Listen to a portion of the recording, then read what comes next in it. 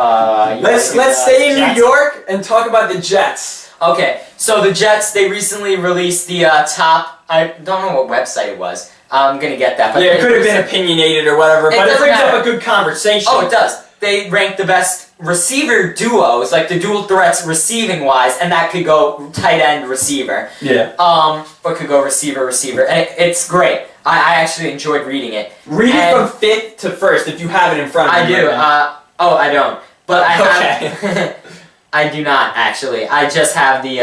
I'll get it for you, but... Okay. Why don't you just introduce the fact that the Jets... The Jets are number 1. Yes. Brandon Marshall and Eric Decker. It doesn't really surprise me. It shouldn't surprise anybody.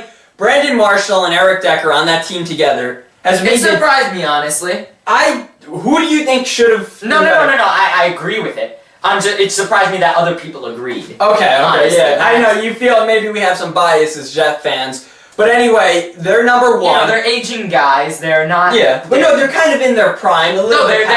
They're very close to their prime. Don't look to the future, though, because they will decline. They'll start declining with their ages. But right now, I would not rather have anybody else. You would not rather have anybody else? No other duo rather than, Brandon Marshall and Eric Decker. No, it's a great duo, and it brings up a conversation, but here we go. We have you want me to read it up or down?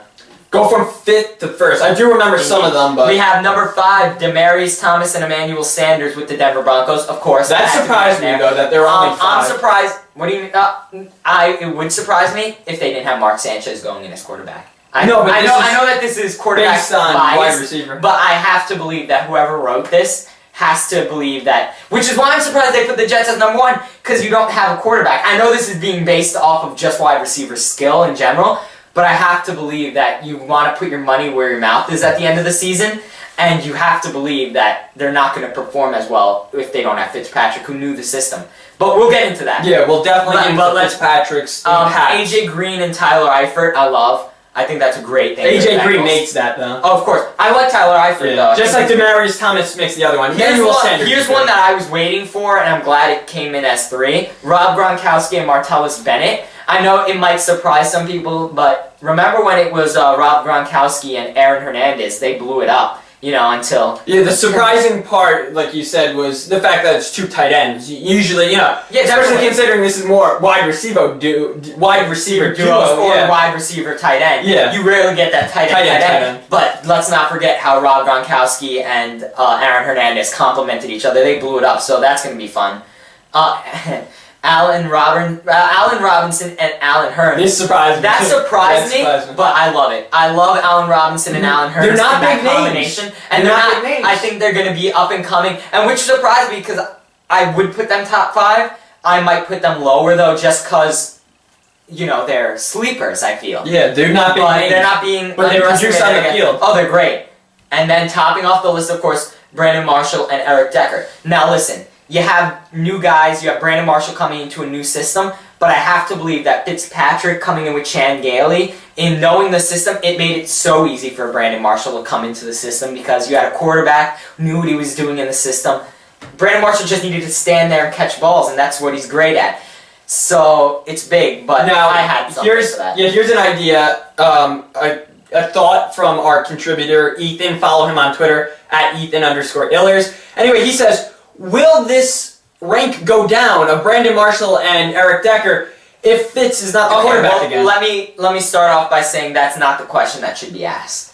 The question that should be asked is Fitzpatrick going up or down value-wise based on Brandon Marshall and Eric Decker's performance? Because whether or not they have Fitzpatrick, this is based on how they perform.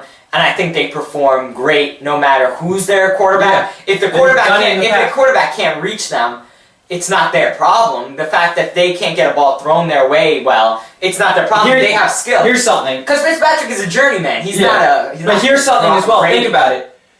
We have Eric Decker. He performed with Tim Tebow. And we have Brandon Marshall, who performed with Jay Cutler. So the quarterback doesn't make a huge deal with them. Obviously, we've seen... No, yeah, definitely. Yeah. That's why I don't think that's the big issue. I think the big issue now is in Fitzpatrick, while he's trying to get aged... While he's trying to get paid, he now has Is it him or is it the receiving duo? Now I think he with Chan Gailey made it easier for the receiving duo, but would they have succeeded? Again, as you just said, they had Jay Cutler, they had I think it was Fitzpatrick who was made by these receivers. If Fitzpatrick was on a Jets team with Jeremy Curley and other guys like Jess Cumberland as one of the big targets or something like that, No, and I he agree. would not perform. And I agree, Fitz needs to come back. We talk about that. Fitz needs to come back, but he's not. I understand he doesn't want to get paid as he's going to get paid. What the Jets want him to be paid at is the highest paid backup. He doesn't deserve that. He deserves to be paid like a starter.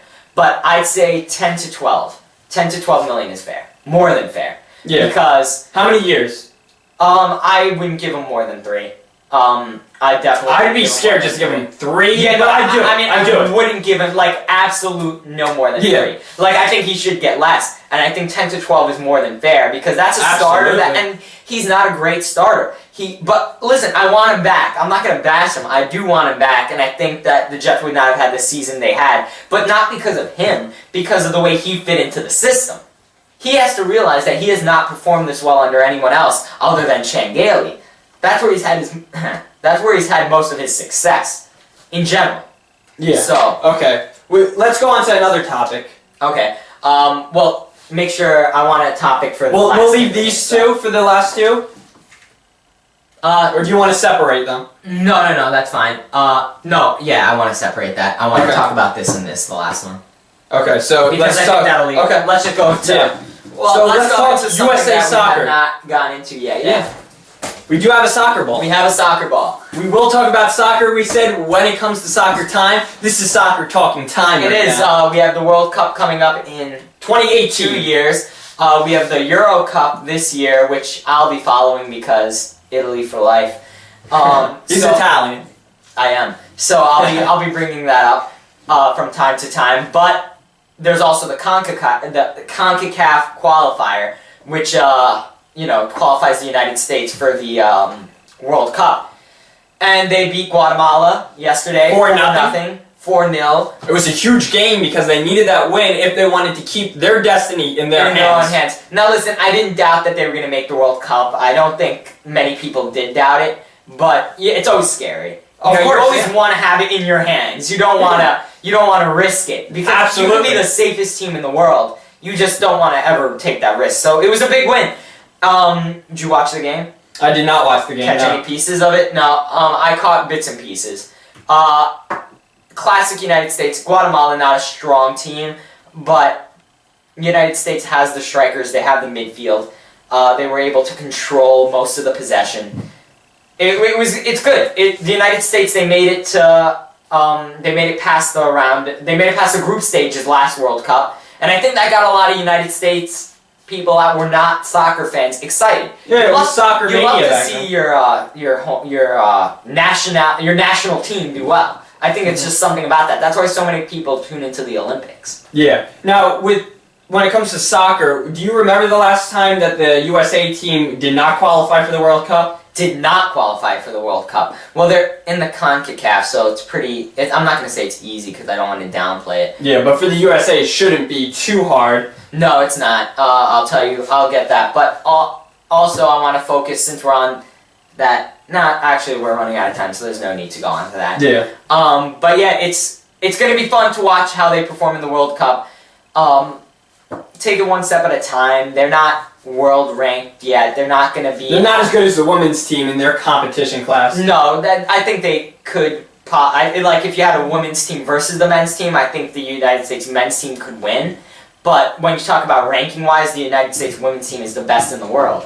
So you can never compare that. So let's end our first part of the show with Ethan's comment. The second part of our show, yeah, and introduce the third part of the show. But first, Ethan says soccer is slowly becoming popular in the U.S. If they end up missing the 2018 World Cup, it would be devastating. Yeah, I see. Absolutely. And I definitely think that. And that's something that you don't recognize because the United States, they should make the World Cup. It would be an upset if they didn't, which is great.